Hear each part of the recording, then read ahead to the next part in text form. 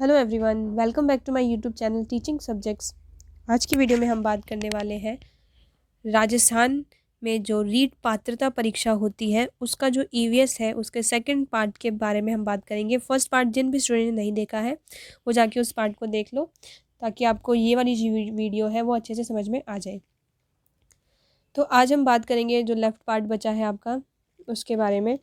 इसमें हम बात कर रहे हैं राजस्थान में जो भी है विधान मंडल जो है एक सदनीय है। अब देखो मैं आपको पहले कॉन्सेप्ट क्लियर करती हूँ।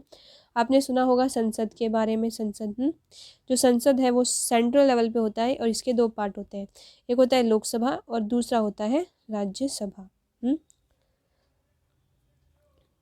वैसे ही सेम इसी पैटर्न पे राज्य में जब हम बात करते हैं तो राज्य में विधान मंडल होता है और विधान मंडल के दो पार्ट होते हैं, एक होता है विधानसभा और एक होता है विधान परिषद। जो विधान परिषद है वो हर जगह फिक्स नहीं होता, कुछ स्टेट्स में होता है, कुछ स्टेट्स में नहीं होता।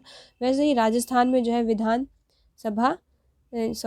परिषद जो है नहीं होती, विधानसभा होती है। इसीलिए इसमें यहाँ पे बोला गया है कि राजस्थान विधानमंडल एक सदनीय है, क्योंकि इसमें सिर्फ और सिर्फ एक विधानसभा होती है। विधानसभा में कम से कम 60 मेंबर होने चाहिए और ज़्यादा ज़्यादा 500 मेंबर हो सकते हैं। फिर यहाँ बोल रहा है कि राजस्थान के लोकसभा में मेंबर कितने होते हैं, 25 मेंबर होते हैं राजस्थान में लोकसभा। मतलब राजस्थान के कितने रिप्रेजेंटेटिव है जो लोकसभा में जाते हैं वो 25 जाते हैं और राज्यसभा में कितने राजस्थान के लोग जाते हैं वो हैं 10 मेंबर जाते हैं। राजस्थान विधानसभा सदस्य अभी अगर आपका, जैसे मैंने आपको बोला कि न्यूनतम ये विधानसभा में जो मेंबर है वो न्यूनतम 60 हो सकते हैं और अधिकतम 500 हो सकते हैं, लेकिन अभी करंट में हम देखें तो कितने मेंबर्स हैं वहाँ पे 200 हैं विधानसभा के। जब मैंने बोला ना कि इनके बीच में रह सकता है कुछ भी, तो इनके बीच में अभी फ़िलहाल कितने हैं, 200 मेंबर्स होते हैं अभी।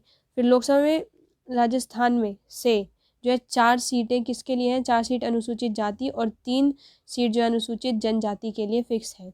लोकसभा में राजस्थान से 4 जो लोग हैं वो अनुसूचित जाति के फिक्स रहेंगे और 3 जो है अनुसूचित जनजाति के फिक्स रहेंगे। अब हम बात करते हैं राजस्थान के कुछ मेलों के बारे में जो मेन इंपॉर्टेंट है, जो काफ़ी एग्जाम्स में आए हैं। मैंने उनको लिखा था ताकि वो मुझे याद रहे। जैसे फर्स्ट है जैसलमेर का मरु महोत्सव। जैसलमेर में मरु महोत्सव मनाया जाता है। ऊँट महोत्सव बीकानेर में। इसको मैंने कैसे याद किया था कि ऊँट जो है वो बिक गए। ऊँट बिक गए तो ऊँट महोत्सव कहाँ मनाया जाता है, बीकानेर में। उसके बाद आता है बलिदान दिवस। खेजड़ली शहीद जो महिलाएं थी ना उनके ऊपर था ये जो बलिदान दिवस था। तो आपने देखा होगा खेजड़ी में जो है वो पेड़ों को बचाने के लिए भी महिलाओं ने उन्हें आलिंगन कर लिया था। तो सेम वैसे ही उससे उसी तरीके से जैसे उन्होंने बलिदान दिया, आप याद कर सकते हो बलिदान दिवस खेजड़ली शहीद हेतु।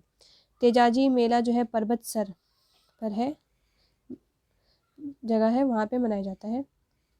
धींगा गणगौर जो राज सिंह थे उन्होंने जो है स्टार्ट किया था। फिर अजमेर का कोड़ामार होली जो है भिनाए में मनाते हैं। अब इसको आप कैसे याद करोगे कि जो कोड़ामार होली है, अब होली में इंसान जो है भिन्न भिन्न तरीके के लगते हैं, कलर लग जाता है सबके फेसेस पे तो भिन्न भिन्न तरीके के दिखते हैं, इसलिए इसे हम याद कर लेंगे इस तरीके से। बेडेश्वर मेला माघ में, माघ का जब टाइम आता है उस टाइम पे बेडेश्वर मेला जो लगता है। फिर गणगौर जो है उदयपुर में मनाया जाता है, धींगा गणगौर। सेकेंड है भर्तहरि मेला। भर्तहरि मेला अलवर में।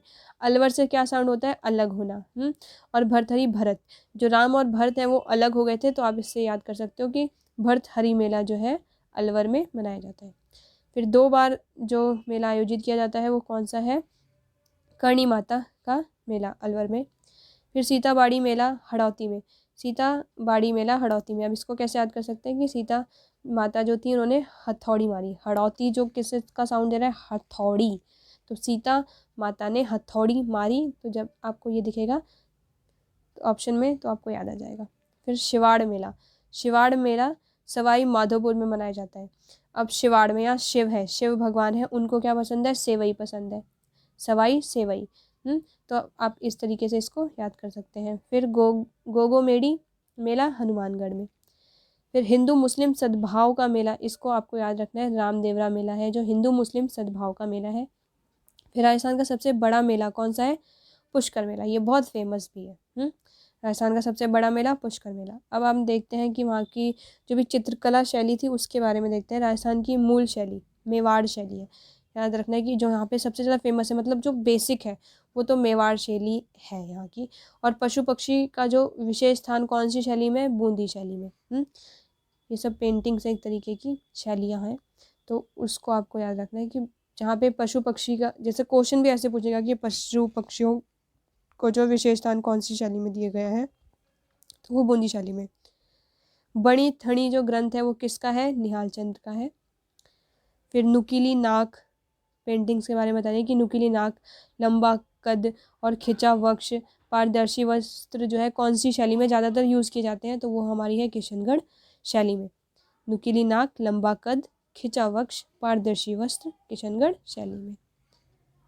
नेक्स्ट है ऊँट की खाल पर जो चित्रांकन है वो कौन सी शैली में किया जाता है? बीकानेर। जो मैंने बोला था ऊँट जो है बिक गए, बीकानेर, तो ऐसे याद रखोगे। इसमें जो पीला जो कलर है वो ज़्यादा यूज़ किया जाता है। फिर चित्रकला शैली पर मुगल प्रभाव आमेर शैली से पड़ा है। आमेर जो शैली है उसमें उससे ही चित्रकला शैली पर मुगल प्रभाव हम देखने को मिलता है हमें।